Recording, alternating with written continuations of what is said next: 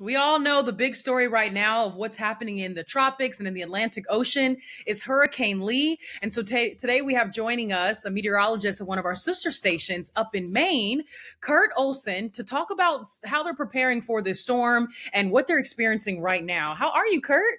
I'm good. Thanks for having me in today. Excited to talk about Lee.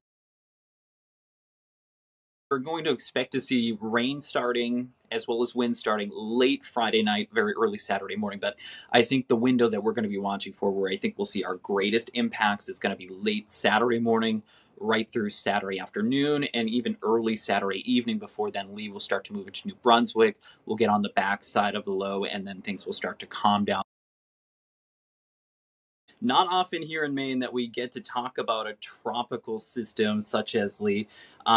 So, for little stats, it's been the last time we had a tropical storm hit Maine. It was back in 1991. That was Bob, made landfall in Rockland, Maine. Last time we had a hurricane make landfall was Gerda back in 1969. So, this is something that we don't see often, but we do get nor'easters, and that's kind of what we've been comparing it to some of our viewers, is that this is exactly like a nor'easter in the winter. This is just going to be a little bit more of a prolonged effect. So winds are going to be stronger sustained. We may see some stronger wind gusts. There's also some other things to consider, like storm surge, which will lead to some coastal flooding and things like that.